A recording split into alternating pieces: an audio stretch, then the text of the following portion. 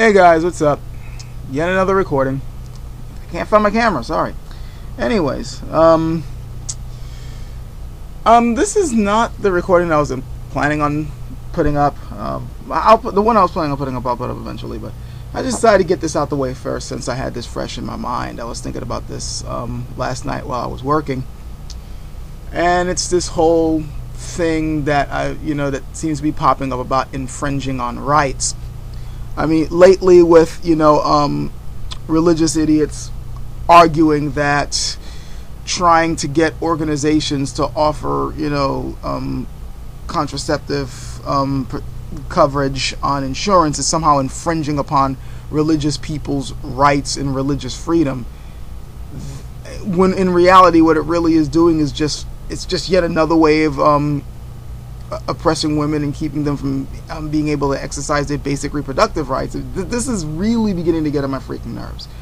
I really don't understand why people in this country don't seem to understand the difference between infringing upon people's rights and cutting down on unfair privileges that a group of people may have. It's already been stated over and over again by people who are sane, but it bears repeating. Just because you are leveling the playing field and making sure that everyone's able to enjoy some basic freaking rights doesn't mean it's infringing upon your right that you happen to believe you have. Your privilege to oppress other people does not equate a right. This is something that several groups of people need to get into their freaking heads, whether it's religious idiots or whether it's racial bigots or whether it is people who are bigoted for people with certain sexual orientations. Making sure that other people have the rights to enjoy the same life and choices that you do does not mean that they're infringing upon your rights. You don't have a right to keep other people from being able to enjoy their own lives.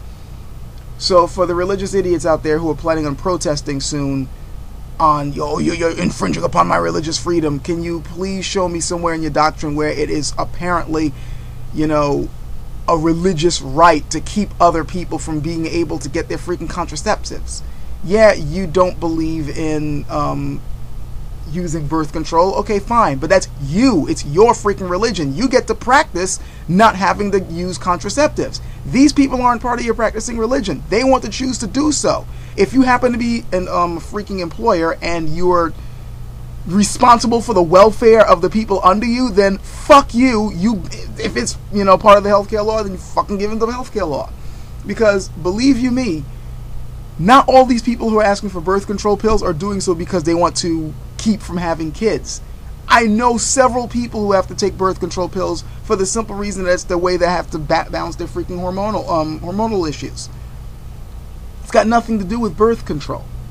And that's just simply one example of how you're infringing upon the rights of women. I don't want to go too much into that though, because I want to try to come up with an example for the knuckleheads who just can't seem to get in their heads that there's a difference between privileges that basically allow you to fuck over other people's lives and basic rights. There's a difference between the two. I mean, we could argue that rights at the end of the day are really just privileges, quite frankly. And I don't think you would necessarily be wrong, but basically just for the sake of argument and just for the sake of this video, let's just, stick with the basic separation that we tend to put with privileges and rights, and the way that sometimes certain privileges that you may not even realize you have may be fucking over somebody else. Because let's be honest, a lot of times when people are screaming that their rights are being infringed upon simply because you're trying to make things more equal for everybody in a society, what we're really seeing is a human tendency, a human impulse to get pissed off when we find out that something that we were enjoying, whether it's good for the society or not, is suddenly disappearing. I mean, we're all guilty of this in some form or fashion. It doesn't necessarily have to be something that's, based on society or something that we happen to see all the time in our culture.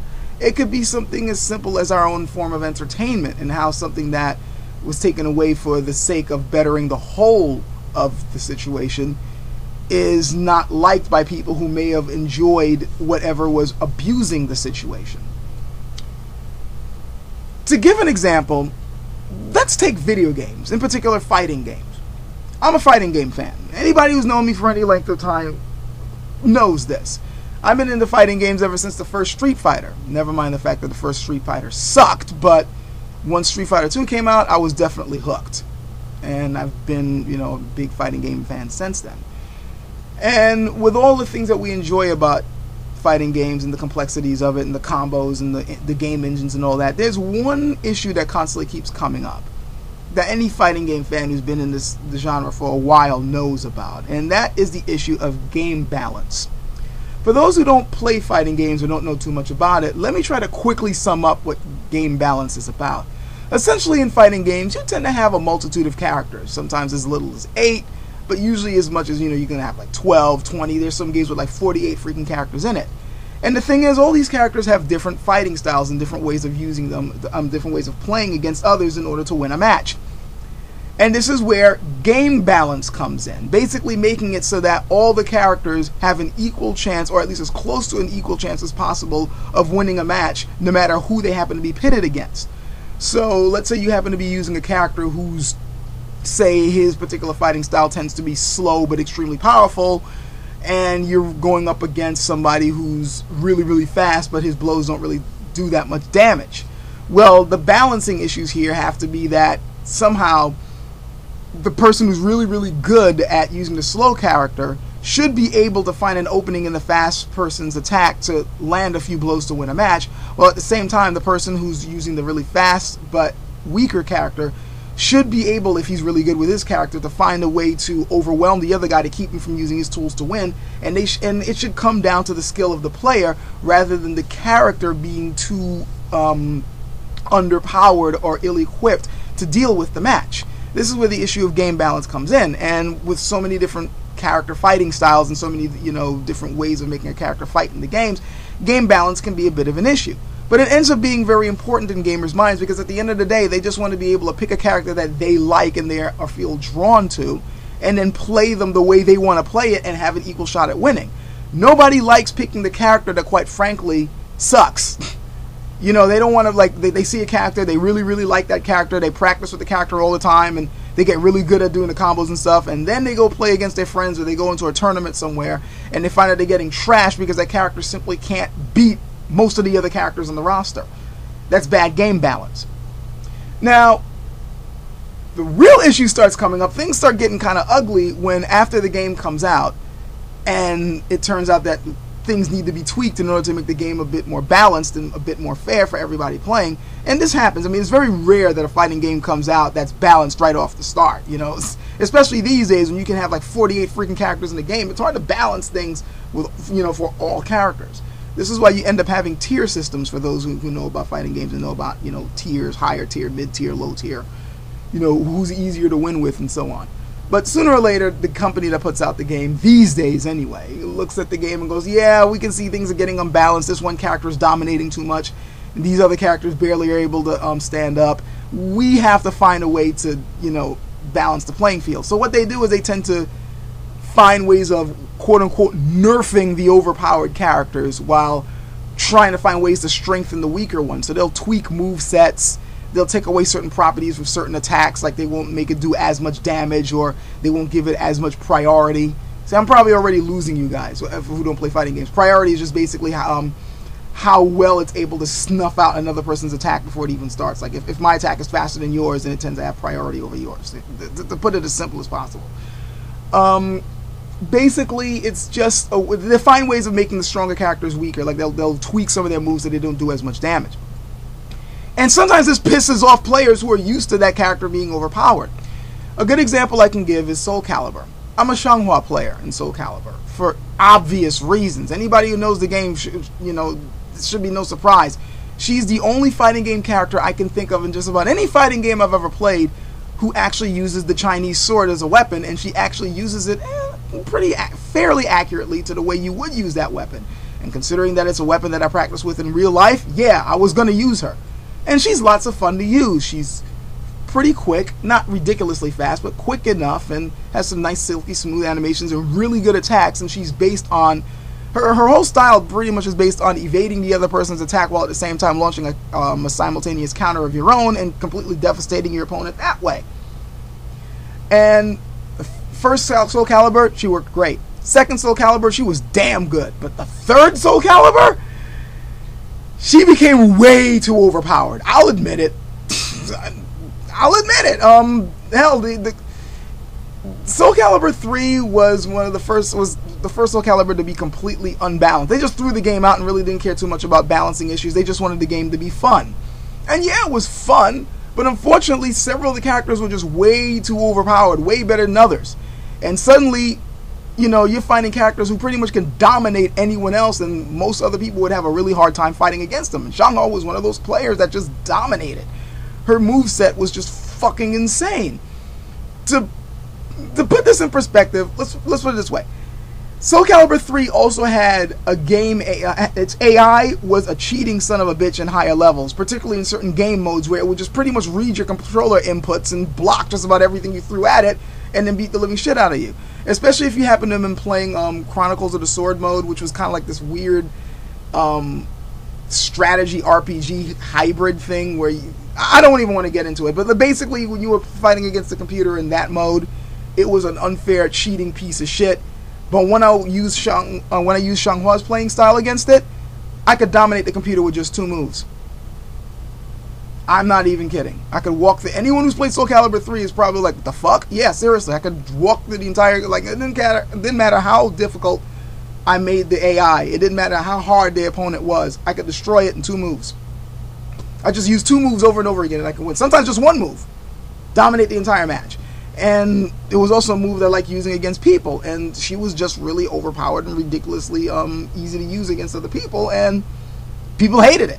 So when Soul Calibur 4 came around, Namco, which is the company that made the game, was like, okay, you know what? Yeah, we need to nerf this bitch. Excuse the expression, but yeah, they were like, you know what? We need to kind of bring her down a bit. So some of the properties of some of her attacks were toned down. Some of the damage was toned down. Some of the, you know, the things that she was taking advantage of were either removed completely or tweaked a bit to make it more fair for everybody else, for the other characters. And when I saw this, yeah, I'll admit, I complained at first, because I was used to dominating people with the way she was in 3, and then suddenly I wasn't able to smash them, you know, destroy idiots as easily as I was able to do before. And it's like, I was a little annoyed, until I remembered that, you know, it's for the best, because me being the only person having fun isn't fun in the long run. Remember, fighting games tend to be a multiplayer affair. You're playing against somebody else, and if you're the only one having fun winning while the other person's desperately having a hard time winning against you, sooner or later they're just going to say fuck this and walk away from the game, and now no one's having any fun. So overall, it was better to take away the unfair privileges that I was employing against the other person to make the thing balanced and fair for all. It wasn't infringing upon my right to enjoy the game, because I could still enjoy the game, and in fact I can enjoy it better now that that other person is having more fun and is willing to play against me, even if I pick that particular character. I was, quite frankly, in Soul Calibur 3 and using Xianghe against other people, enjoying a privilege that allowed me an unfair advantage against the other person, whether I realized it or not, because a lot of people probably didn't even realize that the character was overpowered. They just were like, damn, she's fun to use. But then other people playing against that character is like, this is bullshit, fuck this shit. And they were right, because she was overpowered, and I can admit that. So when they nerfed her, I can understand after a couple of matches, like, yeah, this is people, I can understand why this was done. I was enjoying an unfair advantage, and by cutting down a bit of that advantage for the sake of the game itself and for allowing more people access to the game to play it, and, you know, it causes, you know, more replayability. People are more apt to want to play against you no matter what character you pick. It's more balanced, it's a bit more fair, and people will be able to choose whatever character they want in order to win. Everyone's happy. It's not infringing upon my right to enjoy the game any less, because at the end of the day, I'm still able to play that character. I just can't completely dominate them with unfair moves. It's now relying more on my skill to win, which is the way the fighting games are supposed to be in the first place. Now, what the hell does any of that have to do with real life? Well, it's simple. In real life, whether people realize it or not, there are certain privileges that certain groups of people may have over others, whether they realize it or not. Many times you have no freaking clue that you may have a privilege that may be unfairly infringing upon somebody else, or at the very least, making things uncomfortable for their lives. When people, caring people, concerned people, looking at society and culture, realize that these privileges exist and try to find ways to make it so that these privileges no longer infringe upon somebody else's life, they're not infringing upon your way of life to make it so that you can't enjoy life, any less than they can. They're trying to level the playing field so that it's better for everyone involved. And quite frankly, when you're seeing these particular issues, such as making sure that women have access to contraceptives, it's not infringing upon some religious nut's right to not use contraceptives. Just if their religion doesn't believe in that shit, fine, it doesn't believe in it. But you stopping somebody else from being able to have that choice should not be a right you get to enjoy. It's not a right. You're trying to basically take advantage of a particular privilege that you have or think that you should have, which allows you to lord over somebody else's life. And that's bullshit. You're leveling the playing field here. You're making it so that people can enjoy their lives. Because just like in the Soul Calibur game, where if I constantly keep abusing that privilege, the guy's not going to want to play anymore. It's like, fuck you, I'm packing up and I'm leaving. Now no one's having fun. Because in order for me to have fun, I need to play against someone else. And if that person won't even show up, the game is stagnant, nothing happens. Well, believe it or not, you can kind of see a parallel with society. If you constantly keep making rules and laws where one group of people get to enjoy life uninhibited and even get to fuck over somebody else's life, those other people sooner or later are just not going to want to participate anymore. This is where the protests start. This is where the riots start. This is where the upheaval starts. And nobody's going to want to participate in the society and play along anymore and bring it to a screeching halt ultimately. What do you think the Occupy movement shit was supposed to be about? What are they trying to occupy? They're trying to occupy certain places of privilege and economic might in order to bring down the entire economy so that they can get people to listen to them and say, look, we're tired of the way this game is being played. Fuck this shit. We don't like the way the rules are stacked. We want things to be more fair. This is what we're leading towards. And this is what we're going to end up towards if people don't realize that certain playing fields need to be balanced for the benefit of the whole society. Now, it may be a silly analogy that I used, but hopefully it addressed the point. This is not being done so that the people who are enjoying a privilege that's fucking with somebody else's particular life, it's not being done to make you guys sadder and make it enjoy it any less. It's making it so that everybody can enjoy it, which in the long run will make everybody happy because there won't be any reason for any upheavals or any complaints. So, yeah, that's my kind of imperfect way of trying to explain the point. And for anybody who's like gonna complain to me and say that, well, this is real life, you can't compare a game to, issues in real life. Au contraire. That's the funny thing about society, and when it comes to the rules we make, and it comes to the ethics and stuff that we employ, and the thoughts that we have about our society and the ideologies we use.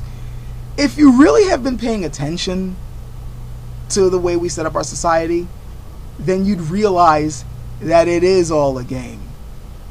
And the fact that too many of you people have not figured this out yet is part of the reason why we're still having the problems we're having. Just something to think about.